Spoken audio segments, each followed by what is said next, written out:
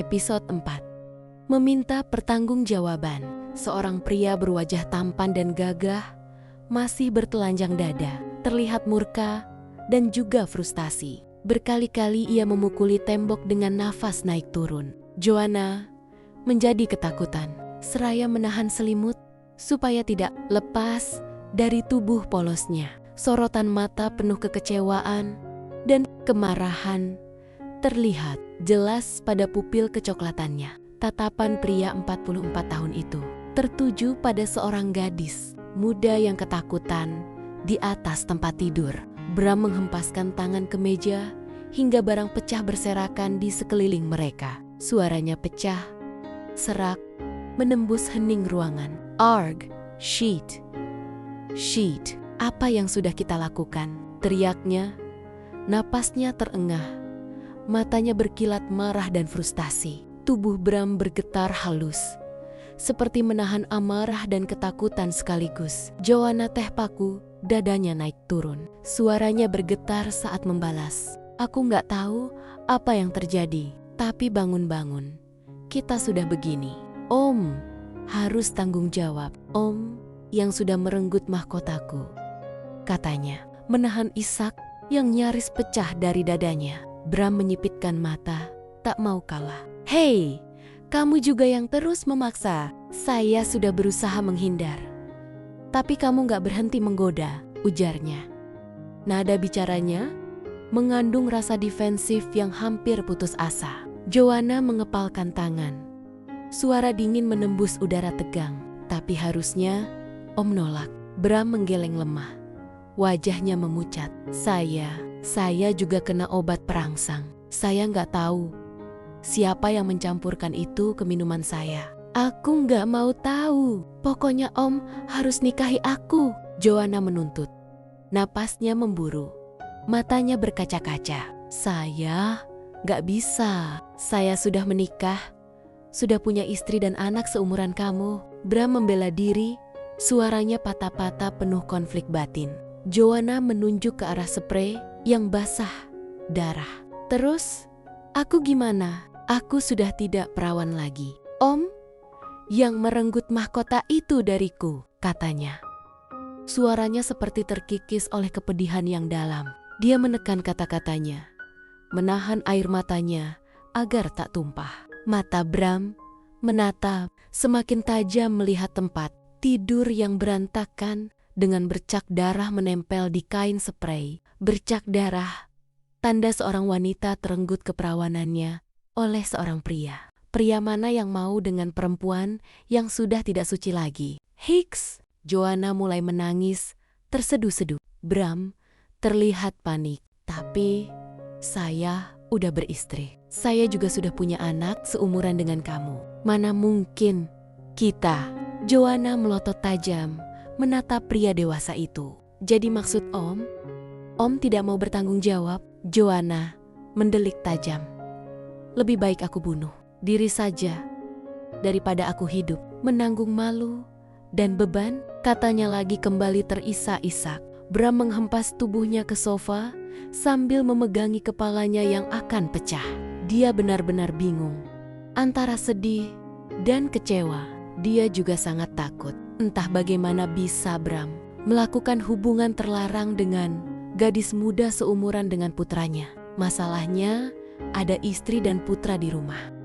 Bagaimana bisa dia mengkhianati keduanya? Apa yang harus kulakukan? Aku tidak bisa mundur dan maju, gumamnya.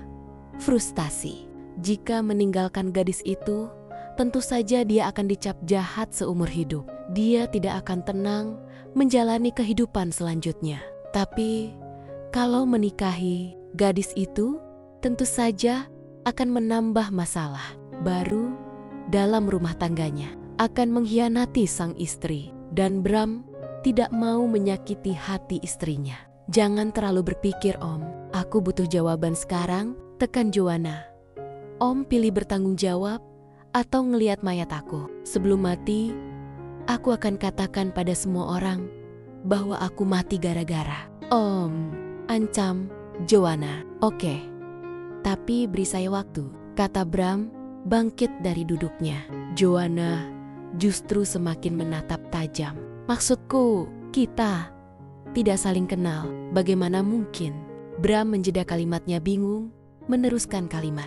Oke, namaku Joanna Alexandra. Panggil Jo atau Anna, terserah Om saja. Pekerjaanku, aku seorang pramugari. Akunya sambil menggigit bibir bawahnya. Aku akan beri waktu 1 hari Om berpikir. Tapi, Joanna menengadahkan tangannya. Mana KTP Om? Katanya meminta KTP. Buat apa? Tanya Bram mendelik. Aku Sita. Biar Om gak kabur, kata Joanna.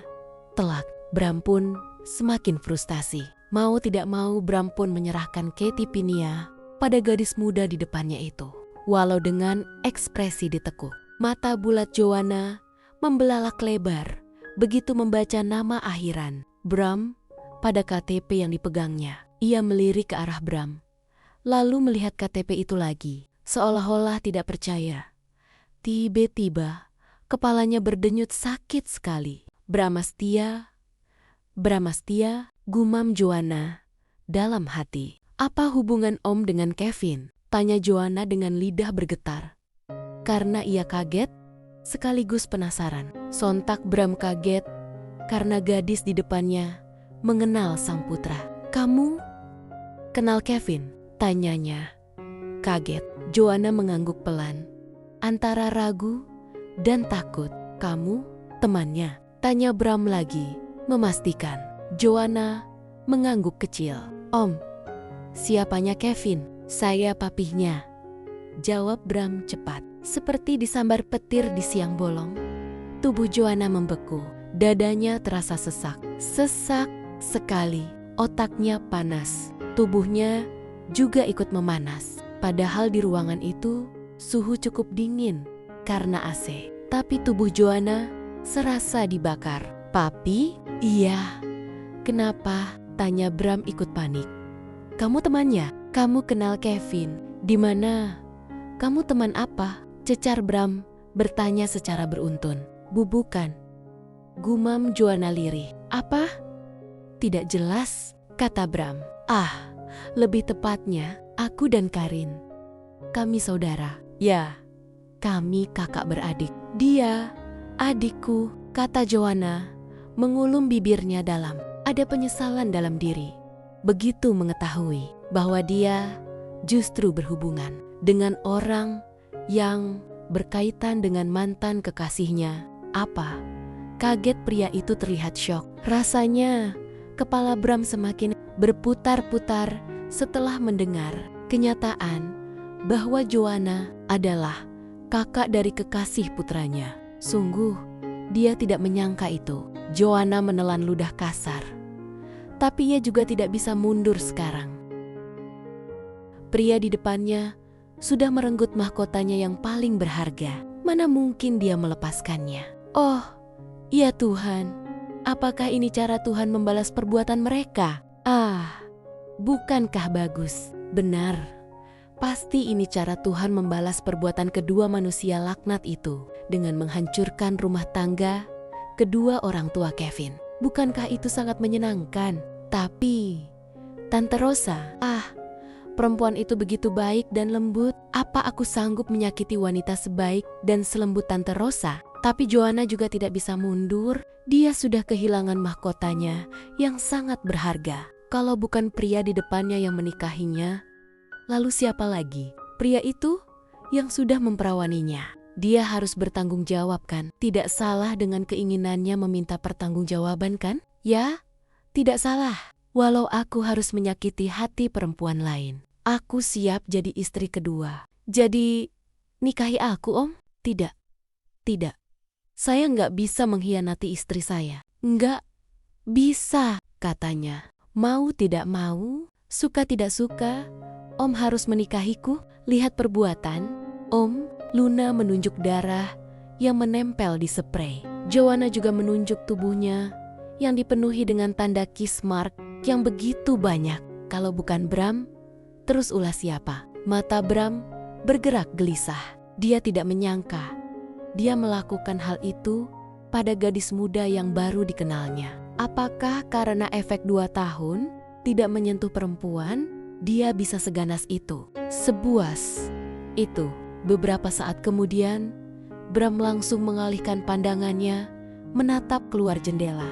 "Apa yang kau lakukan? Tutupi tubuhmu," perintah Bram, malu-malu. Wajahnya sudah memerah, seperti kepiting rebus. Melihat itu, entah kenapa, ada kesenangan sendiri di benak Joanna. Pria yang sudah merenggut mahkotanya, justru terlihat begitu tampan dan menggemaskan. "Oke, aku kasih waktu 1 hari untuk berpikir, dan KTP tetap aku tahan. Sekarang, berikan nomor ponsel Om. Aku butuh itu," desaknya. "Apa? Mana bisa begitu? Oh, Om mau lihat tindakan nekatku?" ancam Joanna. "Oke, catat. Ini nomor HP-ku," kata Bram, sedikit kesal dan jengkel. "Terima kasih. Sudah, kucatat. Setelah 1 hari, aku akan hubungi Om lagi. Gimana kalau aku hamil darah daging Om? Dan anak aku dianggap anak haram. Jangan membicarakan soal anak," ketus Bram kesal. "Kan bisa saja kemungkinan itu terjadi. Toh, aku yakin Om gak ngeluarinnya di luar," sindir Joanna, membuat Bram melotot tajam. "Ucapanmu," kesal Bram, mendengus. Sebal, Bram pun akhirnya termakan ucapan Joanna. Ia nampak berpikir keras, hingga akhirnya ia mengiyakan apa yang dikatakan Joanna. "Oke, saya akan memikirkan semuanya. Setelah 1 hari, saya akan jawab." "Oke, deal," kata Joanna, mengulurkan tangannya. "Aku akan tunggu kabar dari Om, tapi jangan pernah berpikiran untuk kabur. Aku tahu perusahaan B dan B Corp," kata Joanna, sedikit menyindir. "Ah, sial," umpat Bram, frustasi bercampur kesal. Bersambung. Terima kasih sudah menonton videonya sampai selesai. Kalau kalian suka sama videonya, jangan lupa tekan tombol subscribe-nya ya. Terima kasih. Sampai jumpa di episode berikutnya.